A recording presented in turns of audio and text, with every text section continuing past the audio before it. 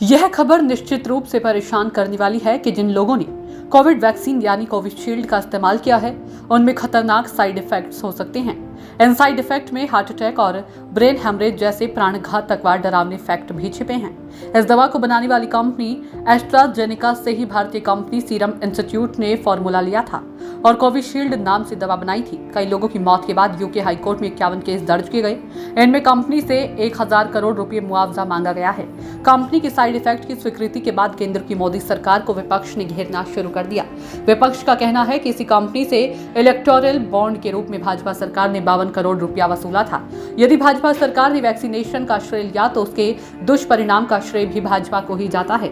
इसी कोविशील्ड के भारत में 175 डोज लगी है। कोरोना काल का वह भयानक दौर आज भी दिल को हिलाने के लिए काफी है। यह वह वक्त था जब हर चौथे घर में मौत दरवाजा खटखटा रही थी। शमशान घाट में अंतिम संस्कार के लिए शवों की लाइन लगी हुई थी। ऐसे में कोविशील्ड कोवैक्सीन ही नजर आई। कोविशील्ड भारतीय कंपनी सीरम इंस्टीट्यूट द्वारा बनाई गई थी। सीरम ने इस दवा का फॉर्मूला एस्ट्राजेनेका से लिया था। इस कंपनी के खिलाफ यूके हाईकोर्ट में 51 केस चल रहे हैं।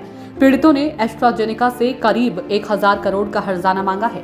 ब्रिटिश हाईकोर्ट में जमा की गई दस्तावेजों में कंपनी ने माना है कि उनकी कोरोना वैक्सीन से कुछ मामलों में थ्रोम्बोसिस थ्रोम्बोसाइटोपेनिया सिंड्रोम यानी TTS हो सकता है। इस बीमारी से शरीर में खून के थक्के जम जाते हैं और प्लेटलेट्स की संख्या गिर जाती है। अप्रैल 2021 में जेमी स्कॉट नामक शख्स की वैक्सीन के बाद हालत खराब हो गई थी।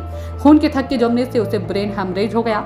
स्कॉट की शिकायत पर मई 2023 में कंपनी ने दावा किया है कि उसकी वैक्सीन से TTS नहीं हो सकता है, लेकिन इसी साल फरवरी में हाईकोर्ट में जमा दस्तावेजों में कंपनी अपने इस दावे से पलट गई। अब यह जानकारी सार्वजनिक हुई है। कंपनी ने अपने बचाव में यह भी कहा है कि इसी वैक्सीन से 60 लाख लोगों की जान बचाई गई है। खास बात तो यह है कि इस वैक्सीन का इस्तेमाल अब ब्रिटेन में नहीं हो रहा है। टेलीग्राफ की रिपोर्ट के मुताबिक बाजार में आने के कुछ माह बाद ही वैज्ञानिकों ने इस वैक्सीन के खतरे को भांप लिया था। तभी यह सुझाव दिया गया था कि 40 से कम उम्र के लोगों को दूसरी वैक्सीन का भी डोज दिया जाए। ऐसा इसलिए क्योंकि एस्ट्राजेनेका की वैक्सीन से होने वाले नुकसान कोरोना के खतरे से ज्यादा थे। Medicine health care products regulatory के मुताबिक ब्रिटेन में 81 मामले ऐसे हैं जिनमें इस बात की आशंका है कि वैक्सीन की वजह से खून के थक्के जमने से लोगों की मौत हो गई। MHRA के मुताबिक साइड इफेक्ट से जूझने वाले हर 5 में से एक व्यक्ति की मौत हुई है। उधर हिंदुस्तान में भी युवाओं में एकाएक ही हार्ट अटैक से मौत के मामले सामने आने के बाद स्वास्थ्य मंत्रालय ने इस बात को स्वीकार किया है कि कोरोना के बाद हार्ट की मसल कमजोर पड़ी है और इस कारण ही हार्ट अटैक के मामले सामने आ रहे हैं। 2 दिन पहले ही मेरठ के अहमदनगर में रिमशा नामक युवती डांस करते करते गिर गई और उसकी हार्ट अटैक से मौत हो गई।